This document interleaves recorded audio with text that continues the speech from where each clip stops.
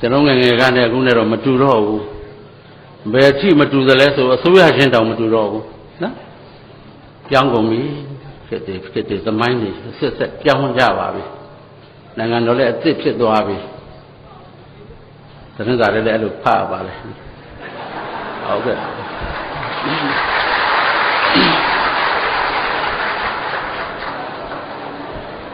ဝန်တာတော့ကျွန်တော်တို့ကတိုင်းသူပြည်သားတွေဆိုတော့နိုင်ငံတော်အသစ်ဖြစ်တော့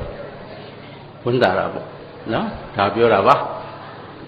လက်ကုပ်ပြီးတော့ရာဇသရကြီးရနေပြီးတော့အမှုထပ်တိုးနေပါအောင်မယ်ရိုးရိုးပြောတာပါကျေးဇူးတင်တယ်စာပေဟောပြောပွဲတွေကျင်းပဖို့ခွင့်ပြုကြသူများကိုလည်းပဲကျေးဇူးတင်ပါတယ်ခင်ဗျသို့တော်လည်းပဲတက်တာလားတယ်ဘာဟောမှမသိဘူးဆိုသလိုပဲကိုတော့ကကျွန်တော်ဆက်မှုတက်မှာဝန်ထမ်းဘဝနဲ့လောက်တော့ကျွန်တော်လက်အောက်ကဥချစ်အေးတဲ့အသက်60ပြည့်တော့နေဝင်းမြဲတဲ့ငါပြင်ဆင်သွားရင်ဟန်းဝက်မယ်ကိုရင်ကြီးပေါ့ဝက်မယ်ပေါ့ဝက်ပါဥချစ်ရဲ့လို့ခင်ဗျဝန်ထမ်းဘဝတုန်းကသူများမျက်ရည်ကြီးပေါက်ကြအောင်လှုပ်ထားတာမနှဲဘူး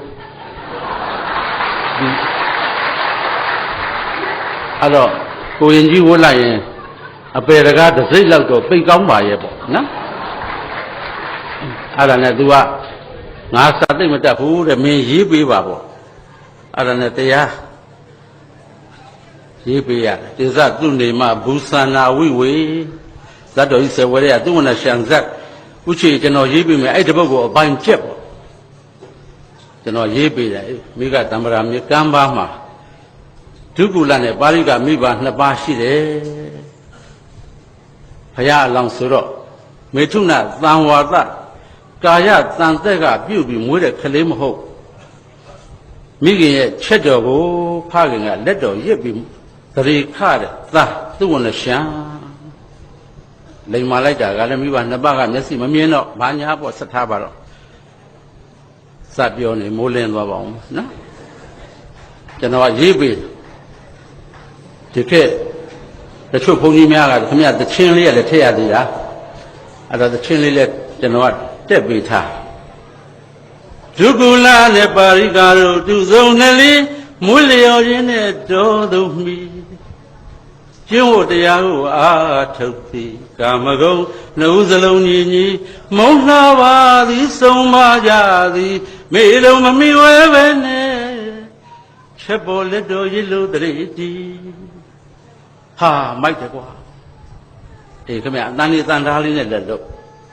အေးမိကတမ္ပရာမြေကံပါမှာဖြင့်ဒုက္ကုလနဲ့ပါရိကမိဘနှစ်ပါးဘဲဆိုင်တန်းညာဆိုင်တန်းနဲ့ထမ်းလို့ရွှေစင်းလုံးဝင်ပါတဲ့သူဝနာသာမဘာအဲ့လိုလောက်ရမှာခင်ဗျရောက်တော့ကြီးဟောလို့မရဘူးအာကြက်တာကြက်တယ်ဘုန်းကြီးတာဖြစ်သွားတယ်ပြည့်မဲ့လို့မရှိဘူးတူမလုပ်တဲ့လူအလှူကအားနာတော့ကိုရင်ကြီးဥချေပြည့်နှစ်နာရီထိုးရင်ကြွပါဗျာတရားချိမြင့်တော်မူပါဖေဟာစွန်စားပြီးကြတဲ့အဲ့တပုတ်ထဲသောသူ့ဝန်လက်ရှံဇက်ကြက်7 နာရီလောက်ကြတော့အလှူမန္တကဘိသိက်ဆရာကသူ့ဝန်လက်ရှံဇက်ကြိုခင်းကျောင်းထဲကိုလေရပြင့်တော့အတန်ချွတ်ဆက်တန်ကဝင်လာတယ်အေးမိကသမ္မာမြေကံပါမှာဒုက္ကုလနဲ့ပါရိကာတို့ရွှေစင်းလုံးဝင်ပါတဲ့သူဝနာသာမဆိုတော့ဟာနာမည်တော့တူးနေပြီနောက်ထပ်တစ်ပုဒ်ကချက်ချင်းလုပ်ဖို့ကခက်ဒုက္ကုလနဲ့ပါရိကာတို့သူဆုံးနှလီမွေးလျော်ခြင်းနဲ့တော်သူမိဟာတချင်းတောင်သွားတူနေပါဦးလားမိတော်မမိဝဲပဲနဲ့ချက်ပေါ်လက်တော်ရစ်တာတောင်တူမတော့ငါးသက်ထုံနဲ့တထထဲဖြစ်လိမ့်မယ်ထင်တယ်သင်္ကန်းကြားကချွေးကြဒီတပုတ်နဲ့ဟောစားနေတာမန္တထဲဝင်သာလာရတယ်ဒီကပူးလို့မင်းလမ်းမှာခလုတ်တိုက်လဲတော့ဒကမတွေကြားရကြဒကမတွေထူပေးလိုက်တော့ပြန်ထပလင်ပေါ်ရောက်ရင်ပူပူနဲ့တောက်တော့ရေခွက်မှတ်လို့တောက်တာရေစက်ခွက်ဖြစ်ကျွန်တော်လည်းတက်တာလာရတယ်ရေစစ်ပါနော်တောင်ကူစာပေကော်မတီကလူကြီးတွေကြီးပဲဆိုတော့ တိုက်လိုက်တာရေးကြည့်ပဲနော်ငရဲများကြီးမှကြောက်နေကြတယ်နော်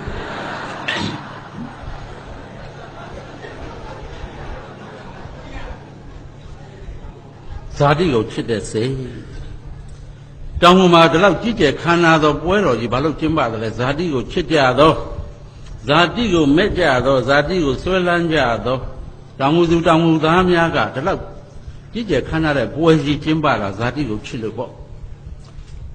ဇာတိကိုချစ်တယ်ဇာတိကိုချစ်ခြင်းဟာတိုင်းပြည်နဲ့လူမျိုးကိုချစ်ခြင်းရဲ့အစပါပဲကိုယ်ဇာတိကိုချစ်ရမှာပေါ့ဇာတိချစ်ရကျွန်တော်မန္တလေးကနန်းတော်ရှိဆရာတင်ကတို့မန္တလေးကနေပူပူချင်းကြိုက်ကြိုက်ဖုံထူထူတို့မန္တလေးတို့ချစ်တယ်ဆိုတဲ့ချင်းလေးတစ်ပုဒ်တောင်ရေးဘူး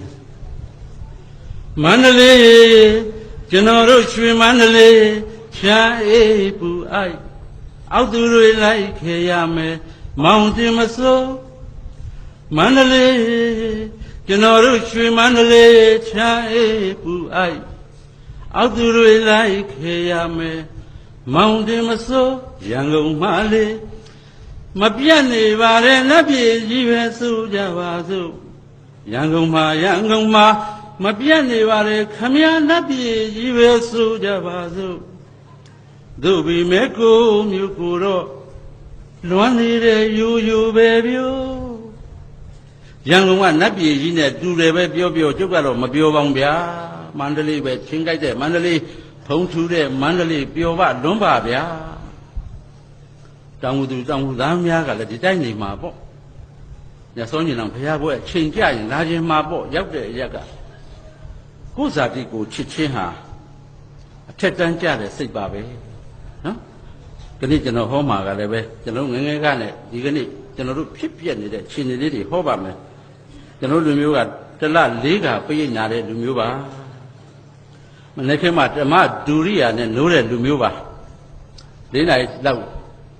တုံးမောင်များအုံမောင်များခောက်ရင်ကျေးဇူးတန်ကလေးပါလာတယ်နိုင်ငံတော်တော်များများကိုရောက်ခဲ့တော့ကျွန်တော်ဒီကျေးဇူးတန်ကိုကြားကျင်လို့အမေရိကန်ပြည်ထောင်စုကိုသွားပြီးတော့ကျွန်တော်တို့ညီလာခံတစ်ခုတက်တဲ့အခါကျွန်တော်ကျေးဇူးလေးတစ်ခုယူသွားတယ်ဘောပင်လေးနဲ့တီးလို့ရတဲ့အရွယ်ပေါ့စัจ java လာကဘာမြေတရုတ်ထိုးဖောက်၍ကြားရပါပေသည်ရွှေကြီးစီဆိုတာကျွန်တော်တို့နိုင်ငံမှာပဲရှိတယ်ဓမ္မဒုရိယာနဲ့နိုးကြတယ်ဘုရားရှင်ဘယ်ဘက်မှာကျေးဇူးလေးတစ်လုံးဘုရားရှင်ညာဘက်မှာကျေးဇူးလေးတစ်လုံးနဲ့ကျွန်တော်တို့ကြီးရအဖိုးကသူ့ကျေးဇူးလေးနဲ့သူ့ဖွားကသူ့ကျေးဇူးလေးနဲ့သူအဖိုးကျေးဇူးကသမ္မာဒိအရဟဒါရိနဝကုနေဟိအရဟံသာရှိသောကိုယ်ပါသောဂုဏ်တော်တို့နှင့်သမ္မာနံကတံပြည့်စုံတော်မူသောဒိကြိုက်တယ်